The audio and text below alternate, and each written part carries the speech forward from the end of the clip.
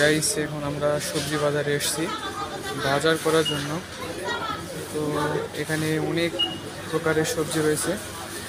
তো দেখে মনে হচ্ছে সবই নিয়ে নেব, কিন্তু আসলে এগুলোর দাম অনেক বেশি।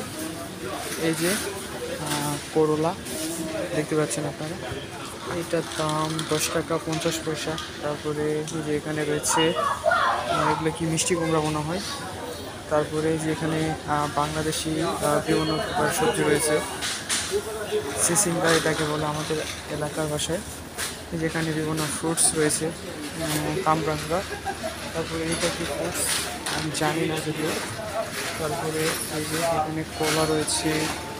তারপরে এখানে এগুলা আনারস। তারপরে এখানে এগুলা কি রয়েছে, মনে হয় এগুলা তরমুজ হবে আর কি। তো বিভিন্ন প্রকারের সবজি, সবাই সবজি কিনতে আসছে।